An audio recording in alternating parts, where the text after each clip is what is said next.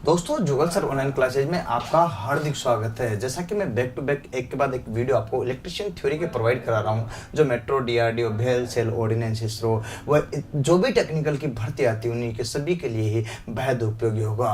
और हाल ही में आज एक खुशखबरी भी आपके लिए कि टेक्निकल हेल्पर की भर्ती का अर्थात सभी भर्ती 75,000 जो भर्ती निकाले थे सरकार ने, उन सभी भर्तियों का जो है अखबार में दे दिया कि भाई वो जल्दी ही भर्ती प्रक्रिया पूर्ण करने की तैयारी में लगी, जिसकी ओपनिंग जल्दी ही हो जाएगी। ये आपके लिए बहुत गुड न्यूज भी है। एक बात और बताता हूं आपको, आज मैं इसी क्रम में लेकर चलता हूं 32 नंबर के वीडियो। ये देखिएगा 32 नंबर की जो क्लास है आपका, उस पर जिक्र करते हैं। तो आज मैं आपको यहां पर पढ़ा रहा हूं इलेक्ट्रिकल यूनिट्स। देखिएगा यहां पर वैल्यू मतलब जो भी वैद्युतिक मात्रक है उन सभी राशियों के मान क्या क्या है और उनका किसका मान कितना होता है, ये चीज अपन को सारा क्लियर करना पड़ेगा।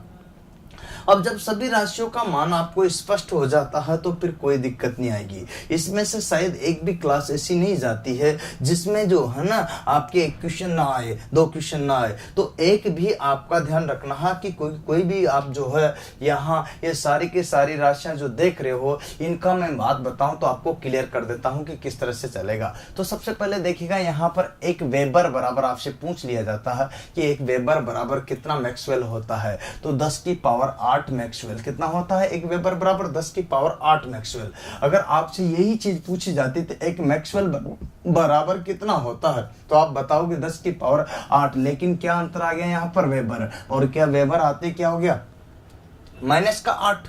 तो देखिएगा ये माइनस चिन्ह लग गया इसमें, और इसमें क्या बदलाव, केवल माइनस का, और यहाँ बदल गया। तो एक वेबर बराबर 10 की पावर 8 मैक्सवेल और एक मैक्सवेल बराबर 10 की पावर माइनस 8 वेबर, बदल गया ना, ध्यान देना। अब ये छोटी सी चीज है, इसी क्रम में मैं आपको लेकर चलता हूं। यहाँ पर एक टेस्ला बराबर कितना होता है, तो एक टेस्ला बराबर होता है 10 की पावर 4 गोस। एक टेस्ला बराबर होता है 10 की पावर 4 गोस। और यहाँ अगर बात करते हैं तो एक गोस बराबर होता है 10 की पावर माइनस 4 टेस्ला। देखो कितना सा यहाँ पर बदलाव आया, माइनस चला गया, क्या चला गया, माइनस चला गया। तो यहाँ देखिएगा एक टेस्ला बराबर 10 की पावर 4 गोस और यहाँ एक गोस बराबर 10 की पावर माइनस 4 टेस्ला। तो कुछ बदलाव हुआ कि नहीं हुआ, तो यही चीज मैं आपको बता रहा हूं। आगे देखिएगा यहाँ पर एक एचपी बराबर होता है मीट्रिक पद्धति में यहाँ 735.5 वाट।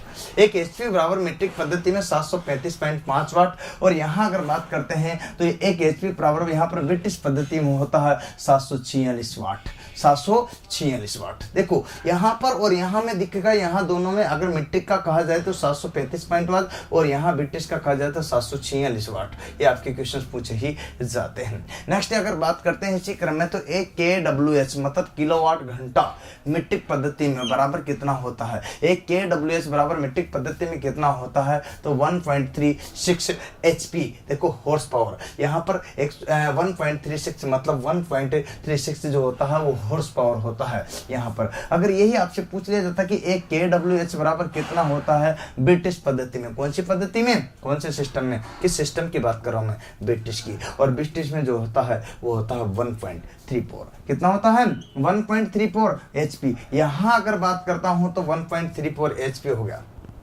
लेकिन आपको ध्यान देना है, ये 1.34 HP जो है ये है ब्रिटिश पद्धति में, ये है मीट्रिक पद्धति में, दोनों में अंतर इतना सा कि है। याद रखिएगा ये क्वेश्चन आपके यहाँ पर हाल ही में ALP में भी आया था। किस में आया था, ALP में भी आया था। कई बार क्वेश्चन इनमें से पूछा। ऐसा कोई भी यहाँ पर मान नहीं है जो कि कहीं न कहीं किसी न किसी के एग्जाम में ना आया हो, क्योंकि प्रत्येक एग्जाम में से कोई न कोई मान आपसे पूछा ही जाता है। इन सभी मानों को मैं आपके सामने ला रहा हूँ बैक टू बैक एक एक करके। देखिएगा यहाँ अगर आगे बात करते हैं तो देखिएगा एक कूलाम बराबर कितना होता है, कूलाम बराबर होता है 6.25 इंटू 10 की पावर 18 इलेक्ट्रॉन्स। तो यहाँ पर देखिएगा एक कूलाम बराबर 6.25 इंटू 10 की पावर 18 इलेक्ट्रॉन्स यहाँ पर है। और आपसे पूछ लिया जाता कि एक एम्पियर बराबर कितना होता है, तो एक सेकंड में किसी चालक तार में यहाँ पर 6.25 इंटू 10 की पावर है ना 18 गुलाम आवेश अगर प्रवाहित हो जाते हैं तो वो क्या कहलाती, एक एम्पियर धारा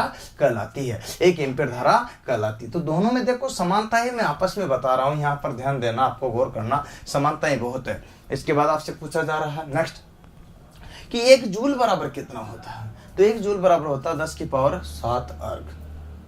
10 की पावर 7 अर्घ जो है आपके सीजीएस पद्धति में है, और यहाँ पर यही चीज आपसे एक अर्घ बराबर पूछी जाए तो 10 की पावर 7 जूल में आ गई। अंतर कितना सर, यहाँ माइनस आ गया और यहाँ देखो प्लस है, अंतर यही है, बदलाव आया ना। ये इनवर्स होते हैं, विलोमानुपाती होता है। तो जो बहुत सारी चीजें इनवर्स में आपको बता रहा हूँ तो आपको ध्यान रखना है। इधर आपको यहाँ जूल दिया है, इधर आपके यहाँ पर अर्घ दिया है, तो ये क्लियर हो गया होगा, आपको बदलाव आ रहा है। नेक्स्ट आप क्या आता है, एक न्यूटन बराबर कितना होता है, तो एक न्यूटन बराबर होता है 10 की पावर 5 डाइन। एक न्यूटन बराबर कितना होता है, 10 की पावर 5 डाइन। और यहाँ पर बात करते हैं तो एक डाइन बराबर कितना होता है, 10 की पावर 5 न्यूटन। यहाँ अंतर इतना सा कि यहाँ माइनस आ गया, क्या आ गया, माइनस आ गया। देखो यहाँ पर था एक न्यूटन बराबर 10 की पावर 5 डाइन, और यहाँ पर है एक डाइन बराबर 10 की पावर -5 न्यूटन।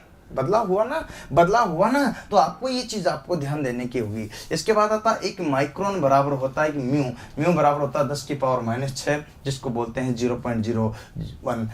यहाँ पर 0.001 mm जो आपका होता है। इसी तरह से एक मेगा बराबर होता है 10 की पावर यहाँ पर 6 मीटर। अच्छा, यहाँ भी 6 है, यहाँ भी 6 है, यहाँ प्लस वाला है और यहाँ माइनस वाला है। अंतर आपको महसूस हुआ कुछ, तो ध्यान देना है थोड़ा सा, ये अंतर होता है छोटी छोटी चीजों का। आगे देखिएगा, यहाँ पर एक ल्यूमन बराबर होता है 0.016 वाट। एक ल्यूमन बराबर होता है 0.016 वाट यहाँ पर। और एक के कैंडल पावर बराबर होता है 0.0201 वाट। यहाँ पर ध्यान देना है, एक एक चीज को क्लियर करना है, कंसेप्ट आपके क्लियर होना चाहिए, क्योंकि सारी इलेक्ट्रिक वैल्यूज में आपके सामने फेस कर रहा हूँ। जो पूरी थ्योरी में आती है ना, वो एक साथ में आपको मिलेगी, जिससे कोई भी तकलीफ आपको नहीं होगी। देखिएगा, यहाँ आपका आता है आगे RMS मान, जानते हो आप RMS मान को प्रभावी मान के नाम से भी जानते हैं, जो आपके E मैक्सिमम और I मैक्सिमम होता है 0.707 मैक्सिमम।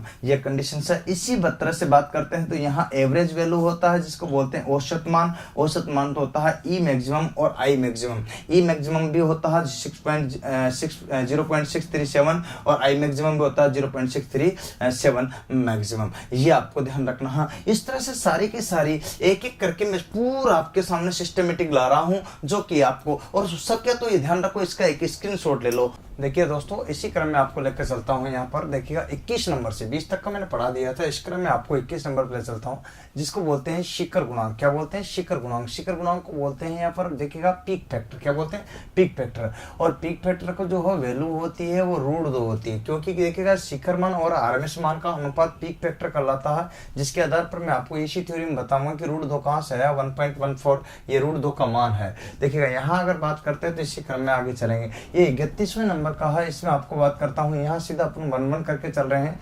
तो रूप गुणांक क्या होता है, रूप गुणांक की अगर बात करते हैं तो इसको बोलते हैं फॉर्म फैक्टर। क्या बोलते हैं, फॉर्म फैक्टर। और फॉर्म फैक्टर की वैल्यू होती है 1.11। क्या होती है, जो कि यूनिटलेस होता है ना, मात्रक हीन होता है। तो 1.1 इसकी वैल्यू हो गई। इसी क्रम में देखिएगा, आपको एक और बात बताता हूँ। तो यहाँ पर इलेक्ट्रॉन पर आवेश कितना होता है, इलेक्ट्रॉन पर आवेश का मान कितना होता है, तो 1.6 × 10⁻⁻19 कूलाम, क्योंकि आवेश का मात्रक कूलाम होता है। इसी तरह से आपको और आगे बताना होता है प्रोटॉन पर आवेश का मान कितना होता है। प्रोटॉन पर आवेश का मान होता है 1.6 × 10⁻⁻19 कूलाम। कितना होता है, 1.6 × 10⁻⁻19 कूलाम। लेकिन अब यहाँ पर माइनस है, तो इसमें और इसमें केवल क्या अंतर है, ये, क्योंकि यहाँ माइनस नहीं है और ये है, इसलिए क्या है, धनात्मक आवेश। तो इसमें केवल एक ही चीज का अंतर आया है, वो आया है यहाँ पर माइनस ना होकर के यहाँ पर प्लस है। जबकि यहाँ पर देखो आप, ये क्या लगा हुआ, माइनस। देखो ध्यान से देखो, ये क्या लगा हुआ, माइनस। तो ये वैल्यू देखिएगा सेम है, लेकिन यहाँ पर माइनस और प्लस का है। तो आपसे डायरेक्ट क्वेश्चन ये भी आ सकता है, प्रोटॉन पर आवेश किस प्रकार का होता है, तो धनात्मक आवेश। आपसे डायरेक्ट क्वेश्चन ये भी आ सकता है कि इलेक्ट्रॉन पर आवेश किस प्रकार का होता है, तो ऋणात्मक आवेश। देखिए इसी क्रम में और बात करते हैं, तो आपको ध्यान देना है। आगे देखिएगा पूर्ण तरंग। पूर्ण तरंग क्या है, एवरेज मान। क्या है, एवरेज वैल्यू। तो पूर्ण तरंग का एवरेज वैल्यू कितना होता है, 0 होता है, क्योंकि एक तो देखिए हाफ तरंग की वैल्यू होती है, एक यहाँ पर प्लस वाली रहती है, एक माइनस वाली रहती है हाफ तरंग। तो प्लस और माइनस क्या होता है, माइनस बराबर क्या प्राप्त होगा, 0। तो यहाँ पर रिजल्ट क्या प्राप्त होगा, 0। अतः पूर्ण तरंग का औसत मान 0 होता है। जबकि आपको बताऊं तो यहाँ पर अर्ध तरंग का जो एवरेज मान होता है वो कितना होता है, 0.637, जो कि लास्ट वाले में बताया। लेकिन क्यों बता रहा हूँ, क्योंकि दोनों एक चीज एक साथ में आ जाए, इसीलिए आपको यहाँ पर बताई जा रही है।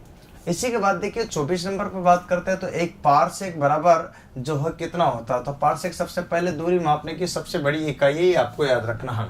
एक पारसेक बराबर होता है 3.08 इंटू 10 की पावर 16 मीटर। कितना होता है? 16 मीटर। हाँ, कुछ किताबों में ये बात की वैल्यू नहीं दी रहती, 3 इंटू 10 की पावर 16 मीटर ही दिया रहता, तो वो भी सही है। और इसको किलोमीटर में बताएंगे तो 3 का अंतर आएगा।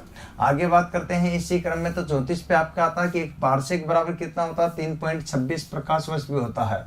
और प्रकाश वर्ष भी दूरी मापने की इकाई है ना, दूरी मापने की इकाई प्रकाश वर्ष भी है। इसी क्रम में अपन लेकर चलते हैं, तो विद्युत धारा की बात करते हैं, तो विद्युत धारा की चाल कितनी होती है? तो प्रकाश की चाल और विद्युत की चाल क्या होती है? समान होती है। अतः विद्युत धारा की चाल होती है 3 इंटू 10 की पावर 8 मीटर प्रति सेकंड। और प्रकाश की चाल होती है आपकी यहाँ पर क्या होती है? 3 इंटू 10 की पावर 8 मीटर प्रति सेकंड। तो विद्युत धारा की चाल और प्रकाश की चाल दोनों बराबर आई कि नहीं आई? आई ना? आई ना, दोनों बराबर। तो दोनों को अगर क्लियर करते हैं तो दोनों ही बराबर आ रही है। तो यहाँ देखो ये 3 इंटू 10 की पावर 8 मीटर प्रति सेकंड ये है, तो 8 मीटर प्रति सेकंड ही ये है। तो देखिए दोनों क्रम में आगे चलते हैं। सिलिकॉन पर देखिएगा, यहाँ पर सिलिकॉन डायोड होता है ना, उसका पोटेंशियल बैरियर कितना होता है? सिलिकॉन डायोड का पोटेंशियल बैरियर होता है 0.70 वोल्ट। क्या होता है? 0.7 वोल्ट। कितना होता है? 0.7 वोल्ट। जबकि जर्मेनियम का कितना होता है पोटेंशियल बैरियर? तो यहाँ पर देखिए पोटेंशियल बैरियर है ना, जर्मेनियम डायोड का पोटेंशियल बैरियर होता है आपके यहाँ पर 0.1 वोल्ट से 0.3 वोल्ट तक। क्लियर? तो ये चीज आपको ध्यान हो गई होगी। आगे इसी क्रम में लेकर चलते हैं। यहाँ पर एक kWh बराबर क्या होता है? किलोवाट घंटा बराबर कितना होता है? आपको पता ना, विद्युत खपत को मापते हैं अपन kWh में, तो उसको BTU में भी माप सकते हैं। BTU का मतलब होता है एक kWh बराबर एक BTU। BTU से फुल फॉर्म है इसकी बोर्ड ऑफ ट्रेड यूनिट। क्या होता है? बोर्ड ऑफ ट्रेड यूनिट, जो कि आपका एक BTU बराबर होता है kWh। और यहाँ पर आगे देखो तो एक kWh बराबर एक यूनिट भी हो जाता, तो डायरेक्ट अगर यूनिट भी दिया रहता तब भी आपको ध्यान रखना, यूनिट का मतलब इकाई होता, तो यहाँ यूनिट भी लिखा हो सकता है। ठीक है, तो इसका मतलब भी इकाई ही होता है। तो ये चीज आपको ध्यान रखना है। आगे इसी क्रम में आपसे पूछा जाता है कि चांदी की प्रतिरोधकता कितनी होती है? प्रतिरोधकता को अपन विशिष्ट प्रतिरोध के नाम से भी जानते हैं। इसी को स्पेसिफिक रेजिस्टेंस कहते हैं, जिसे रो से व्यक्त करते हैं। किससे? रो से। और ये मान होता है यहाँ पर 1.6 है ना, यहाँ पर 0.0164 ओम मीटर। देखिएगा यहाँ इसका मात्रक है ओम मीटर। देखिएगा यहाँ पर 0.10164 ओम मीटर। तो यहाँ पर देखिएगा, इसी में अगर मैं यहाँ हटा देता हूँ इस पॉइंट को, देखिएगा तो क्या करता हूँ, इसको हटा करके यहाँ से पीछे लूँ मैं, तो माइनस में ले जाता हूँ। तो 1 2 3 4 और एक पॉइंट को गिनते हैं तो 5। और अगर मैं यहाँ बीच में लगा रहा हूँ, यहाँ देखो ये लगा रहा हूँ, इसका मतलब ये हुआ कि एक 6 होगी। तो यहाँ पर 1.6 इंटू 10 की पावर -6 आया कि नहीं आया? ओम सेंटीमीटर। पहले सेंटीमीटर तो आएगा, फिर उसके बाद में आपकी मीटर आएगा। अगर मेरे को यहाँ पर ओम सेंटीमीटर न करना था, ये सेंटीमीटर न करना, तो इसकी जगह क्या आ जाएगा? यहाँ 8 आ जाएगा, क्योंकि आपको पता है सेंटीमीटर और मीटर में अंतर होता कि नहीं होता। तो ये चीज आपका वैल्यू होती है, यहाँ 6 की जगह कितना आ जाता? 8। क्योंकि देखिएगा यहाँ इसी क्रम में तो 1 सेंटीमीटर, एक देखिएगा ना यहाँ पर 1 मीटर में कितने सेंटीमीटर होते हैं? 100 सेंटीमीटर होते हैं, इसलिए 2 जीरो का अंतर आया कि नहीं आया? इसलिए आया ही। तो ये याद रखना है, छोटी छोटी बातें हैं जो मैं आपको यहाँ पर क्लियर कर रहा हूँ। और आगे देखिएगा यहाँ पर तांबे का प्रतिरोधकता कितनी होती है, यहाँ पर रेजिस्टिविटी कितनी होती है, तो रोह से व्यक्त करते हैं। और तांबे की रेजिस्टिविटी होती है यहाँ पर देखिएगा 0.0172 ओम मीटर। अगर इसको आगे करते हैं तो देखिएगा वही 1 2 3 4 और 1 5। ठीक है, लेकिन अगर मैं यहाँ पर इधर लगा रहा हूँ, जैसे यहाँ लगाया तो बात एक की, तो यहाँ लगाया तो 5 की जगह 6 हो जाएगा, तो माइनस के कितने आ रहे हैं? 6। लेकिन अगर यहाँ पर बात करता हूँ तो 1.72 इंटू 10 की पावर -6 ओम सेंटीमीटर। अगर ओम सेंटीमीटर की जगह यहाँ पर अपन को यहाँ मीटर में बदलना हो, तो ओम मीटर अगर बदलेंगे तो यहाँ कितना हो जाएगा? 8 हो जाएगा। ठीक है ना? हाँ, ये चीज आपको ध्यान रखना पड़ेगा। और इसी के आधार पर अपन और आगे बात करते हैं। तो यहाँ आपका आता है एक वोल्ट बराबर, क्या आता है? 29 पे देखो, एक वोल्ट बराबर कितना होता है? 10 एम्पियर। एक वोल्ट बराबर कितना होता है? 10 एम्पियर। तो 1 एम्पियर बराबर कितना होता है? तो 1 कूलाम प्रति सेकंड। तो आपसे क्वेश्चन भी पूछा जा सकता है कि कूलाम प्रति सेकंड 1 एम्पियर होता है, क्योंकि आप जानते हो I बराबर क्या होता है? Q/T। और I बराबर क्या होता है? Q/T। तो Q का मतलब कूलाम और प्रति का मतलब प्रति, और सेकंड का यहाँ पर आ गया, तो कूलाम प्रति सेकंड आया कि नहीं? समय का मात्रक। तो यहाँ 1 कूलाम प्रति सेकंड बराबर हो गया 1 एम्पियर। 1 एम्पियर बराबर हो गया 1 कूलाम प्रति सेकंड। समझ में आ रहा ना? समझते जाओ, इनमें से आपके क्वेश्चन बहुत ही काम के आएंगे। एक फेराडे नहीं, गलती मत करना, एक फेराडे तो ये लिखा हो मैंने, 1 फेराडे बराबर कितना होता है, तो देखिएगा यहाँ पर बात करते हैं 9650। तो यहाँ पर देखिए 96500 कुलाम, ये सी का मतलब होता है कुलाम, ये आपको ध्यान रखना फिक्स वैल्यू है। अब बात पूछे कि यहाँ पर आपको ध्यान रखिएगा तो आगे आता है 1 फेराड बराबर, देखो वहां 1 फेराडे बराबर था, 1 फेराड बराबर ध्यान रखना, तो 1 फेराड बराबर होता है 1 कूलाम प्रति वोल्ट। क्यों होता है, क्योंकि आपको पता है कि यहाँ पर फेराड को लिखते हैं सी, और सी बराबर आता है आपके सामने Q अपन V, तो कूलाम प्रति वोल्ट आया कि नहीं आया, तो कूलाम प्रति वोल्ट ही आपका आ गया। तो 1 फेराड बराबर 1 कूलाम प्रति वोल्ट, तो यहाँ 1 लग जाएगा, तो यहाँ पर भी 1 लग जाएगा, तो आपका बराबर ये बनता है कि नहीं बनता, बोलो भैयो, बनता ना। तो आप बने रहो, मैं रियली बोल रहा हूँ आपको, एक के बाद एक वीडियो आपको सारे के सारे मिलते जाएंगे। कुछ लड़कों के दिमाग में ये भी बात आ रही होगी कि देखिएगा सर आप ट्रांसफार्मर, जनरेटर, मोटर, अल्टरनेटर के वीडियो जो है, आप मोटरों के वीडियो जो है, जो बड़ी बड़ी मशीन है, इन सब के वीडियो पहले डालते हैं। ये भी क्वेश्चन होगा आपका, मैं जानता हूँ ये बहुत बड़ा आपके सामने प्रश्नवाचक चिन्ह है, लेकिन जिनको ज़्यादा ही जल्दी पड़ी है तो मैंने ये वीडियो पहले डाले भी हुई है, लेकिन उस टाइम स्टूडियो ओपन नहीं था, सामान्य तौर पर घर पर रिकॉर्डिंग करता था, उससे डाले हुए थे। लेकिन वर्तमान में स्टूडियो में सारी क्लास जो है आपको सुव्यवस्थित और क्लियरिटी के साथ में मिल रही है। तो मेरा मानना ये है कि मैं आपको दूंगा तो सही, लेकिन एक एक के बाद ही चढ़ाऊंगा, क्योंकि मैं जिस तरह से क्लास में आपको पढ़ाता हूँ एक के बाद एक के बाद एक के बाद सुव्यवस्थित तरीके से, वैसे ही यहाँ पर भी देना चाहता हूँ। क्योंकि मैं ऐसे अगर दूंगा आपको बीच बीच में, मैं चाहता तो यहाँ पर एक फायदा अपना भी अपना सकता था। जनरेटर, मोटर, अल्टरनेटर के, ट्रांसफार्मर के इनके वीडियो देख करके अच्छे वाले, और पता है आपको मैं पब्लिसिटी बटोर सकता था, व्यूज प्राप्त कर सकता था, लाइक प्राप्त कर सकता था, सब्सक्राइबर बढ़ा सकता था, लेकिन उससे मेरे को फायदा था, मैं जानता हूं, लेकिन एक सिस्टम नहीं था। और मैं चाहता हूं कि देर भले लगे, लेकिन एक सिस्टमेटिक सुव्यवस्थित क्लासें आपको सारी के सारी घर बैठे भी मिल जाए। क्योंकि बहुत सारे लोग गरीब होते हैं जो पूरे देश के कोने कोने में बैठे हुए हैं, वो यहाँ कोटा राजस्थान ऑफलाइन क्लास करने अटेंड नहीं आ सकते हैं, तो दोस्तों वहाँ घर बैठे भी पढ़ सकते हैं यूट्यूब के माध्यम से। और घर बैठे पढ़िए, आप सारी के सारी क्लासें आपको मिल जाएगी। कुछ ज़्यादा चाहिए तो आपको पेन ड्राइव कोर्स के रूप में मिल जाएगी, और बुक्स भी आपको ऑनलाइन में घर पे भेज दूंगा, वो भी दिक्कत वाली बात नहीं है। कुछ ही दिनों में बुक भी आपको मिल जाएगी। दूसरी बात है, क्लास में क्या पढ़ाया जाता है उसका भी आप डिस्क्रिप्शन में जाइएगा, एक से लेकर के मैं डाल ही रहा हूँ 1 बाय 1 करके। डिस्क्रिप्शन जाओगे तो पीडीएफ आती है, तो पीडीएफ डालिए, उसको देख लीजिएगा, तो आपको यहाँ पर लिखने की भी जरूरत नहीं पड़ेगी और समझ लीजिएगा। तो सारी चीजें मैं एक एक करके 1 बाय 1 करके आपको सारे के सारे डाल रहा हूँ। फिर भी कोई असुविधा, कोई प्रॉब्लम हो तो आपको मेरे को कमेंट बॉक्स में कमेंट कर दिया करो। उम्मीद करता हूँ सारे ये वीडियो आपको एक एक करके समझ में आ रहे होंगे, पसंद में आ रहे हो तो अपने दोस्तों को 4-4, 5-5 ग्रुप पे रोजाना डाल दिया करो, और फेसबुक पे जरूर शेयर करा करो, जिससे कि सब लोगों को इस वीडियो का लाभ मिल सके। तो ये आपको 1 बाय 1 मिल ही रहे हैं, तो ये आप समझ पाए हो कि मैं आपको कैसे नहीं दे रहा एक एक करके। तो सारे वीडियो मिलाऊंगा, इसी क्रम में मैं और आगे लेकर चलूँ। देखिए दोस्तों, आपको इसी क्रम में आगे लेकर चलता हूँ। 41 मैंने आपको 40 तक बताया था, इसके क्रम में अपन आगे तक चलेंगे, यहाँ 60 तक पहुंचे हैं। देखिएगा एक एक चीज क्लियर करते हुए चलूंगा मैं आपको। 1 वाट बराबर कितना होता है, तो 1 जूल प्रति सेकंड बराबर 1 वाट होता है। 1 वाट बराबर कितना होता है, जूल प्रति सेकंड, तो 1 जूल प्रति सेकंड बराबर कितना होता है, तो 1 वाट होता है। इसी क्रम में देखिएगा यहाँ ये देखो एक कम से, तो 1 किलोवाट बराबर कितना होता है, तो 1000 वाट होता है। कितना होता है, 1000 वाट होता है, या 1.34 HP होता है। 1000 वाट होता है या 1.34 HP होता है। इसी क्रम में मैं आपको बताता हूँ तो पृथ्वी का प्रतिरोध कितना होता है, देखिएगा 5 ओम लगभग। कितना होता है, 5 ओम के लगभग पृथ्वी का अर्थ का रेजिस्टेंस होता है। देखिएगा यहाँ पर बात कर रहे हैं अपन आगे इसी क्रम में। आर्मेचर का प्रतिरोध कितना होता है, चाहे जनरेटर का हो या फिर अपने डीसी मोटर का हो या डीसी जनरेटर का हो, आर्मेचर का प्रतिरोध होता है 1 ओम, मतलब बहुत कम, अर्थात 1 ओम होता है। क्या, देखिएगा यहाँ आगे इसी क्रम में बात करते हैं। सोने की प्रतिरोधकता अर्थात विशिष्ट प्रतिरोध का मान कितना होता है, स्पेसिफिक रेजिस्टिविटी कितनी होती है, और यहाँ पर रेजिस्टेंस विशिष्ट प्रतिरोध कितना होता है, तो यहाँ पर 2.42 इंटू 10⁸ ओम मीटर। ध्यान रखना, अगर यहाँ पर देखिएगा यहाँ पर ओम सेंटीमीटर आता तो यहाँ 6 हो जाता। ध्यान रखना ये बात। इसी तरह से अगर पॉइंटों में आता तो पॉइंटों में आप मैंने इससे पहले वाले में बताया, तो सारा आपको क्लियर हुआ। इसके बाद 53 की बात करते हैं, तो यहाँ पर कार्बन की प्रतिरोधकता की बात करते हैं, कार्बन का विशिष्ट प्रतिरोध ज्ञात करते हैं, और कार्बन की विशिष्ट प्रतिरोध ज्ञात करते हैं तो 3 इंटू 10⁻⁻ कितना होता है, यहाँ पर -5 ओम।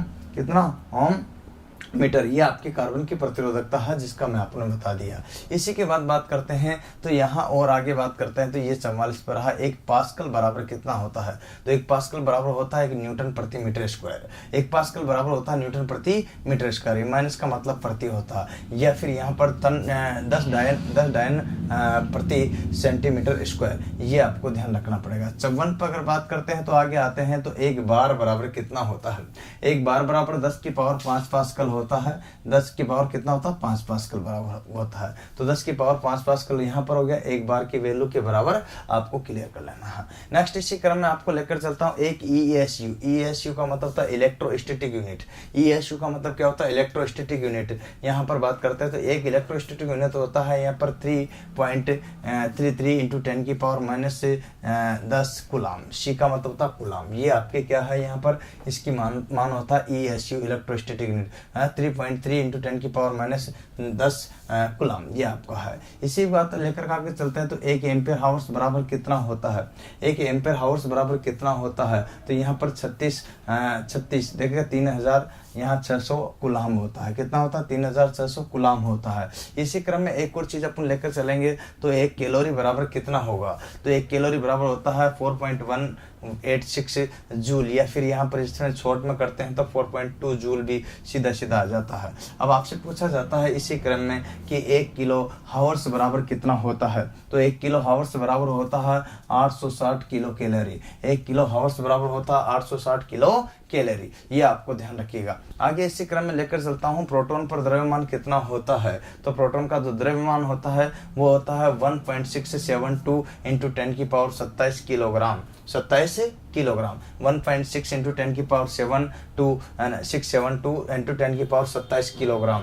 यहाँ पर अगर न्यूट्रॉन का द्रव्यमान की बात करते हैं तो 1.6775 इंटू 10 की पावर -27 किलोग्राम, ये आपको ध्यान रखना होगा। इसी क्रम में मैं आपको और इसी क्रम में एक और चीज लेकर चलता हूँ, वो है एक BTU, एक बोर्ड ऑफ ट्रेड यूनिट बराबर कितना होता है? एक बोर्ड ऑफ ट्रेड यूनिट बराबर कितना होता है? तो 1.3 इंटू 10 की पावर यहाँ पर 6 जूल होता है। 1.6 इंटू 10 की पावर 6 जूल होता है। और यहाँ पर आपसे पूछा जाता है कि एक इलेक्ट्रॉन वोल्ट बराबर कितना होता है? तो 1.602 इंटू 10 की पावर -19 जूल आपका होता है, ये याद रखना है। इसी क्रम में मैं आपको और आगे लेकर चलता हूँ तो एक डोमेन संख्या बराबर कितना होता है? तो एक डोमेन संख्या का मान आपसे पूछ लिया जाता है तो 10 की पावर 18 से लेकर 10 की पावर 21 परमाणु होते हैं डोमेन में, तो यहाँ पर आपको ध्यान रखना है। इसी के बाद कहा जाए कि निर्वात की विद्युतशीलता कितनी होती है? तो निर्वात की विद्युतशीलता होती है 6.85 इंटू 10 की पावर 11 है ना, कुलाम स्क्वायर प्रति न्यूटन मीटर स्क्वायर। आपका ये इसकी क्या होती है? विद्युतशीलता होती है निर्वात की। इसके बाद आता है इलेक्ट्रॉन पर सहती, मतलब इलेक्ट्रॉन का द्रव्यमान कितना होता है? तो आप यहाँ पर क्लियर कीजिएगा 9.1 इंटू 10 की पावर 31, यहाँ पर 9.1 इंटू 10 की पावर 31 किलोग्राम। और यहाँ अगर आपसे बात करते हैं तो न्यूट्रॉन पर आवेश कितना होता है? तो उदासीन, अर्थात न्यूट्रॉन आवेश रहित होता है। क्या होता है? आवेश रहित न्यूट्रल होता है यहाँ पर। तो आवेश रहित होता कौन? न्यूट्रॉन। यहाँ पर बात करते हैं न्यूट्रॉन का अपना आवेश रहित बताते हैं। अब आपसे पूछा जाए तो देखिएगा इलेक्ट्रॉन का प्रोटॉन से कितना द्रव्यमान कितना गुना, तो यहाँ पर प्रोटॉन की अगर बात कर रहे हैं तो ये प्रोटॉन जो होता है वो इलेक्ट्रॉन से किससे 1845, किसी में 47 दिया हुआ था, किसी में यहाँ पर 45 दिया हुआ था, किसी में 40 दिया हुआ, तो आपको ये ध्यान रखना है ना, किसी में 37 भी दिया हुआ, तो 1845 गुना क्या होता है? भारी होता है, याद रखना है ये चीज। इसी क्रम में देखिए दोस्तों, इसी क्रम में अपन लेकर के चलते हैं आपको। यहाँ पर मैंने आपको सार्थक कराया था 61 से लेकर के आगे बढ़ते हैं तो 61 में आपके देखिएगा 1 वाट बराबर, आपसे पूछे कि 1 वाट बराबर कितना होता है? तो 3 यहाँ पर देखिए 1.341 इंटू 10 की पावर -3 HP। तो देखो ध्यान से यहाँ पर क्या दिया पीछे HP में, तो यहाँ 1 वाट बराबर आपको याद रखना। इसी तरह से आपसे पूछा जाता है कि एक टोर बराबर कितना होता है? तो यहाँ 1 mm, कितना? एक टोर बराबर कितना होता है? 1 mm। तो आपको ध्यान रखना 1 टोर 1 mm बराबर हुआ कि नहीं हुआ? तो 1 टोर बराबर 1 mm होता है। अब आपको ध्यान रखना है यहाँ पर आगे देखिएगा यहाँ 63 पे पिको फेरड बराबर, यूं कहिए आप पिको फेरड बराबर। अब पिको फेरड की अगर बात करता हूं तो पिको फेरड बराबर कितना होगा? 10 की पावर -12 फेरेड। देखिएगा 10 की पावर माइनस 12 फेरेड, ये पिको फेरेड बराबर हो गया। और यहाँ आपको वैल्यू याद रखनी है, ये मान पूछा जाता है क्योंकि यहाँ पर जो है ना आपके धारिता का मान जो है ना, जब न्यूमेरिकल निकालते हैं सवाल तो उनमें आपको पिको फेरेड मान दिया जाता है, फिर आपको याद करना होता है। जबकि आपको अगर यहाँ माइनस के 12 याद नहीं है तो आप कैसे निकालोगे उसको, फेरेड में बदलना पड़ेगा ना, तभी उसका सोल्यूशन आ सकता है, अन्यथा नहीं। तो इस टाइप के जब सवाल आते हैं तो वहां पर दिक्कत आती है ना, याद रखिएगा। आगे देखो तो 64 में आपके दिए गए एक BTU ब्रिटिश ट्रेड यूनिट देखिएगा। यहाँ पर बात करते हैं तो BTU का मतलब तो बोर्ड ऑफ ट्रेड यूनिट। अब यहाँ पर बात करते हैं बोर्ड ऑफ ट्रेड यूनिट का, मैंने यहाँ पर इससे पहले वाले में बताया था 3.6 × 10 की पावर माइनस यहाँ पर 6 बताया था, लेकिन इसमें 5 बता रहा हूँ क्योंकि यहाँ से पॉइंट गायब कर दिया मैंने। तो यहाँ 36 × 10 की पावर 5 जूल, ये आपका यहाँ पर हो गया। तो आपको ये ध्यान रखना 5 जूल एक BTU बराबर। अब आता है 65 पे, एक प्रकाश वर्ष बराबर कितना होगा। तो एक प्रकाश वर्ष बराबर होता है 9.46 × 10 की पावर यहाँ पर 15 मीटर, ये होता है एक प्रकाश वर्ष बराबर। तो एक प्रकाश वर्ष बराबर 9.46 × 10 की पावर 15 मीटर। इसके बाद आता है 2 पाई रेडियन। 2 पाई रेडियन बराबर इसका मान कितना होता तो 180 डिग्री। कितना होता 2 पाई रेडियन बराबर कितना होता 180 डिग्री। इसके बाद आता है गुरुत्वीय त्वरण, और गुरुत्वीय त्वरण बराबर कितना प्राप्त होता है ये आपको देखना पड़ेगा 9.8 × 10 की पावर 9.8 मीटर प्रति सेकंड स्क्वायर। 9.8 मीटर प्रति सेकंड स्क्वायर किस पद्धति में है ये, एमकेएस पद्धति में। किस पद्धति में ये, एमकेएस पद्धति।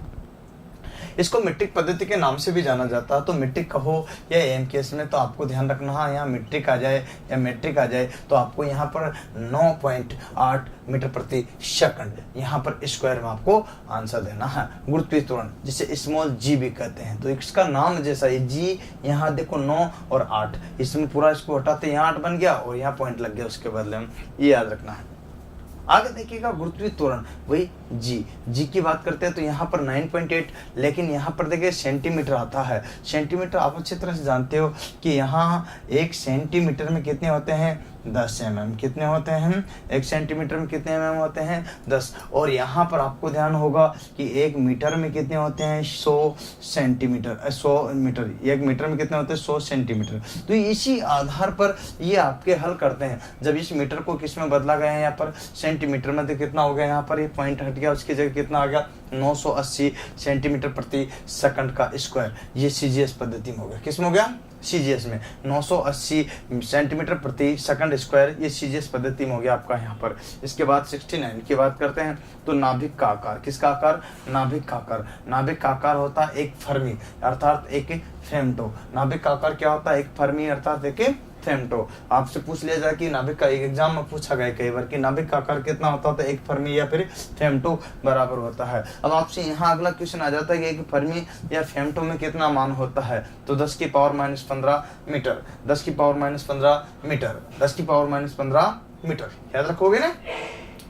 अब आपको यहाँ पर इसी क्रम में लेकर चलता हूँ 71 की ओर। मैं टोटल आपको यहाँ पर 100 दूंगा, पूरे कितने दूंगा 100। पर ध्यान रखिएगा इन 100 के बाहर कोई भी आपके नहीं जाएगा, और इन 100 में से अगर 2 क्वेश्चन से एग्जाम में ना आए तो बता देना, चाहे आपकी किसी भी रूप में बदले। क्वेश्चन में भी आ सकता है, क्वेश्चन में डायरेक्ट भी आ सकता है, इनडायरेक्ट भी आ सकता है, घूम फिर के भी आ सकता है। कम से भी कम अगर 100 में से 2 पे कोई भी एग्जाम देता है, दिल्ली मेट्रो को दो, भेल का दो, सेल का दो, ऑर्डिनेंस का दो, इसरो को दो, टेक्निकल हेल्पर का दो, लाइनमैन का दो, ये सारे के सारे जो भी है प्राइट इंस्ट्रक्टर का दो, जो भी टेक्निकल की भर्ती आती है ना उन सभी में ये काम आएंगे। याद रखने की बात आपको ये क्लियर कर लेना, कंसेप्ट क्लियर होने चाहिए। अब आपसे अगला क्वेश्चन है कि लकड़ी के खंभों के बीच की दूरी यहाँ पर बात करते हैं। तो देखिएगा लकड़ी के खंभों के बीच की दूरी का अगर जिक्र किया जाए तो क्या होगा यहाँ पर स्टेप। देखिएगा यहाँ पर लकड़ी के खंभों के बीच की दूरी कितनी होती है ये आपको देखना, यहाँ एक एक चीज देखना, क्लियर करना। इसे स्पेन के नाम से भी जाना जाता। तो ये एग्जाम में आया हुआ भी कि स्पेन कितना डिस्टेंस का होता है, तो यहाँ पर 40 से लेकर के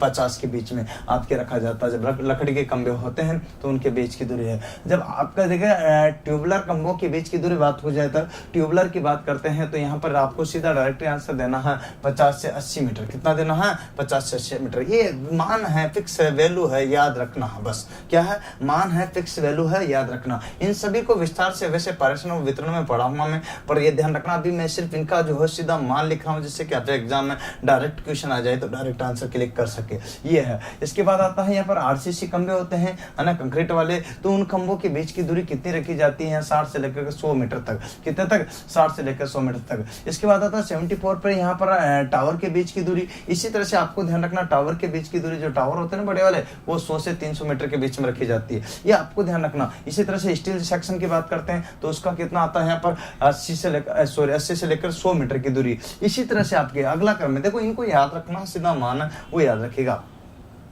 आगे देखेंगे यहाँ 76 पर प्रोटॉन और न्यूट्रॉन का द्रव्यमान इलेक्ट्रॉन से अधिक कितना होता है। प्रोटॉन और न्यूट्रॉन का द्रव्यमान इलेक्ट्रॉन से अधिक कितना होता है, तो 1845 गुना अधिक। कितना होता? 1845। यहाँ 37 भी दिया हुआ तो भी चलेगा, है ना, 37 से स्टार्ट होता, कहीं 40 दिया तो कहीं 45 दिया, तो आपको 45 अधिकतम मानना है। इसी के बाद बात करते हैं तो यहाँ पर घरों में जो सप्लाई होती है वो कितने वोल्टेज की प्राप्त होती है, 220 से 240 वोल्टेज, और यहाँ 50 हर्ट्ज की ±3% की छूट के साथ में फ्रीक्वेंसी प्राप्त होती है। लेकिन यहाँ अगर बात करते हैं 5 एम्पियर से लेकर के 15 एम्पियर तक की इसमें धारा भी प्रवाहित होती है, ध्यान रखिएगा। घरों में जो सप्लाई होती है 5 एम्पियर से 15 एम्पियर तक की धारा, 220 से 240 वोल्टेज सप्लाई के साथ में 50 हर्ट्ज की फ्रीक्वेंसी ±3% की छूट के साथ में। छूट क्यों दी जाती है? क्योंकि लोड की सेटिंग करने के लिए, क्या करने के लिए? लोड की सेटिंग करने के लिए छूट दी जाती है। नेक्स्ट इसी क्रम में देखिएगा, विद्युत धारा का प्रवाह जो होता है वो किधर से किधर की ओर होता है,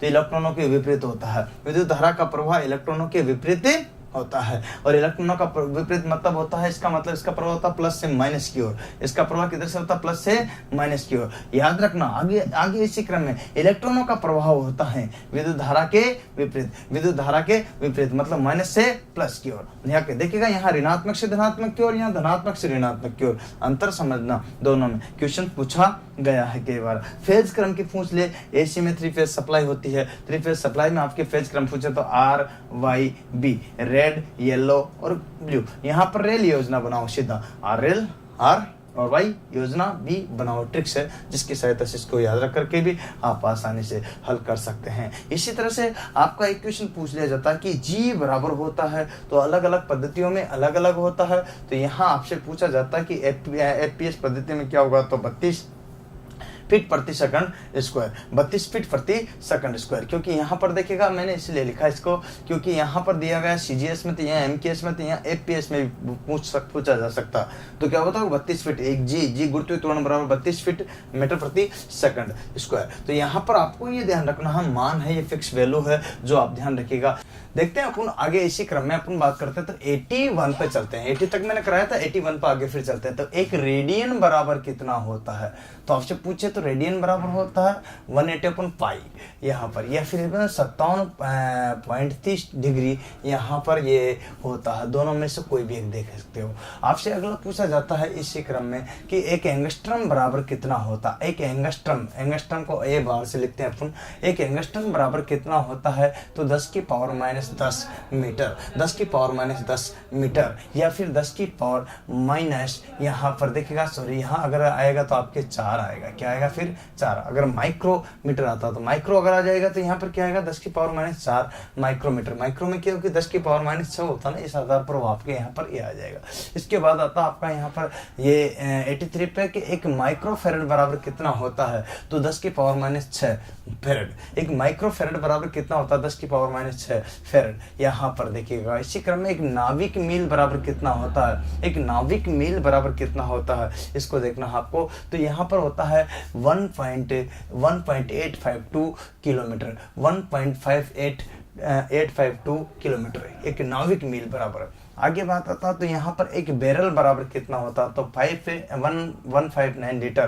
कितना होता है 159 लीटर। एक बैरल में होता है 159 लीटर। आगे देखिएगा इसी क्रम में एक गैलन बराबर कितना होता है, तो 3.785 लीटर। एक गैलन बराबर होता है 3.785 लीटर। यहाँ पर आगे देखिएगा एक लीटर में कितना होता है गैलन, तो यहाँ पर 0.2642 गैलन। यहाँ पर देखो 0.2642 गैलन किसमें, एक लीटर में। आगे इसी क्रम में देखना कि एक ओस में क्या होगा। आप इनसे स्क्रीनशॉट ले लिया करो इनका, जिससे आपको उतारने में असुविधा ना हो। दूसरी बात इसकी PDF भी आपको मिल जाती है, तो रेगुलर वो भी देख सकते हो। एक ओस बराबर कितना होता, 28.35 ग्राम, 28.35 ग्राम। आगे देखिएगा एक पाउंड बराबर कितना होता है, 0.4536 किलोग्राम। आगे यहाँ पर 90 पे चलते हैं तो 1 किलोग्राम बराबर कितना पाउंड होता है, यहाँ पर 1 किलोग्राम में कितना होता है, यहाँ पर देखिए किलोग्राम में यहाँ पर बात करते हैं तो 2.205 पाउंड, 2.205 पाउंड 1 किलोग्राम बराबर है ना। या फिर 1000 ग्राम, ठीक है, ये तो पता ही होगा आपको। इसके बाद बात करते हैं तो 1 एकड़ बराबर कितना होता है, एकड़ में होता है यहाँ पर देखिएगा 4840 वर्ग गज, 4840 वर्ग मतलब 4840 वर्ग गज, किसमें, 1 एकड़ में। आगे देखिएगा 1 हेक्टर बराबर कितना होता है, तो 10,000 वर्ग मीटर, 10,000 वर्ग मीटर 1 हेक्टर में होता है, 10,000 वर्ग मीटर। यहाँ पर आता है 93 पे। एक बिस्वा बराबर कितना होता है, बिस्वा यहाँ पर 1350 वर्ग फुट, एक बिस्वा बराबर होता है 1350 वर्ग फीट। लास्ट में आता है 1 किलो कैलोरी बराबर कितना होता है, यहाँ पर देखिएगा 4180 जूल, 4180 जूल। अच्छा एक बात और बताता हूँ आपको, आगे चलते हैं 95 पे।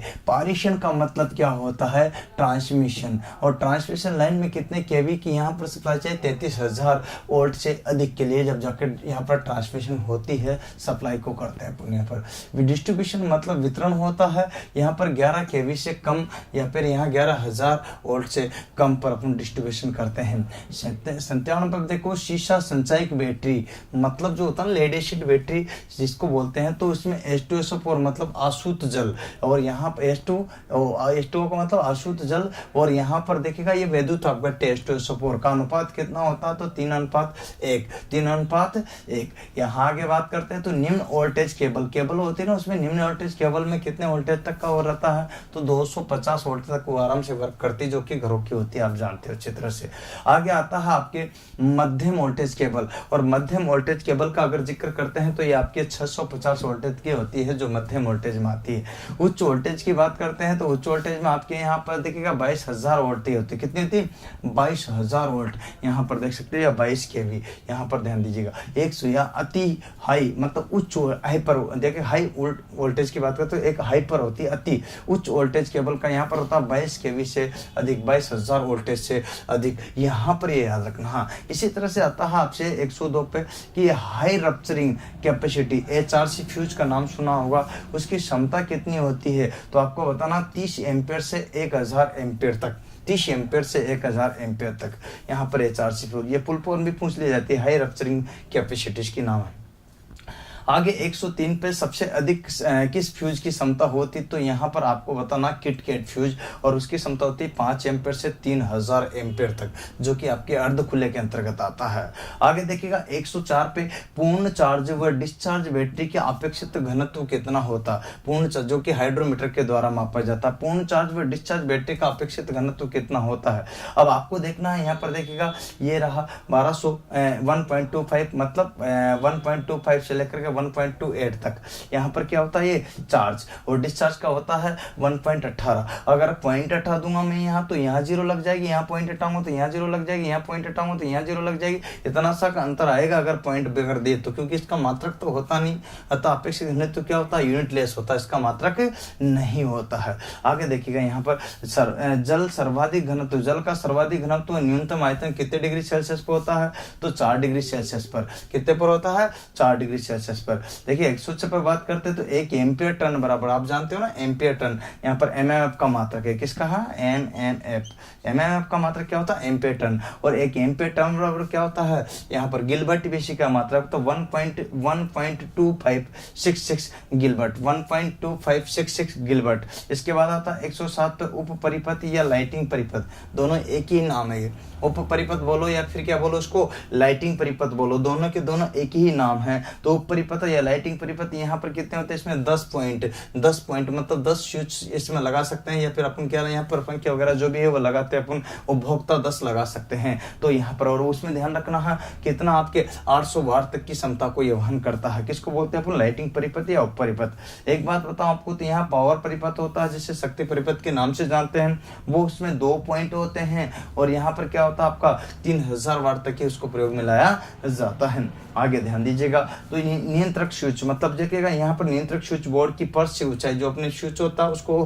फर्श से कितनी ऊंचाई पर रखा जाता है, तो 1.3 मीटर की, किसके ना, इंडियन इलेक्ट्रिसिटी बोर्ड के अनुसार। और वो किसके घर से एंट्री करते हैं ना अपन, उससे कम से किस साइड में लगा होना चाहिए, बाईं ओर, मतलब लेफ्ट ओर लगा हुआ होना चाहिए। आगे देखिएगा 110 पे छत के पंखे की फर्श से ऊंचाई कितनी होती है, ये 2.4 से लेकर के 3, इनके बीच में 3 मीटर तक, 2.4 से लेकर 3 मीटर तक, न्यूनतम 2.4 रहेगा, अधिकतम 3 मीटर रहेगा। इसी के बीच में छत के पंखे की क्या होना चाहिए, ऊंचाई होना चाहिए। तो ये सारे के सारे मैंने आपको 110 तक कराए। कितने कराए दोस्तों, 110 तक। इनमें से आपके 2-3 क्वेश्चन जो है एग्जाम में पूछे ही जाएंगे। तो बताओ आपके क्लियर हुआ कि नहीं हुआ मामला क्लियर हुआ ना। इतने सारे जो है एक साथ में मैंने आपको यहाँ पर दिए हैं दोस्तों। अगर ये सारा का सारा वीडियो आपको बहुत अच्छा लगेगा, उम्मीद करता हूँ, क्योंकि जब पेपर में क्वेश्चन पूछे जाएंगे तो आपको और ज्यादा विश्वास यकीन में बदलेगा। तो एक के बाद एक मैं वीडियोज आपको प्रोवाइड करा रहा हूँ, लेकिन इनको ज्यादा से ज्यादा अपने दोस्तों को, 5-10 दोस्तों को, 15 दोस्तों को फेसबुक और व्हाट्सएप पे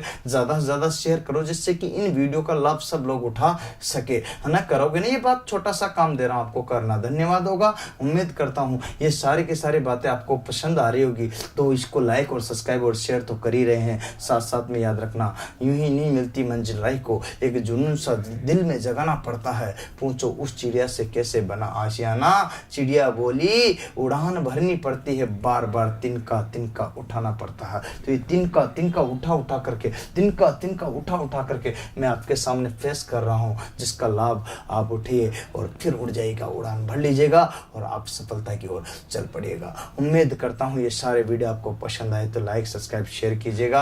आज के लिए इतना ही। जय हिंद, जय भारत, वंदे मातरम।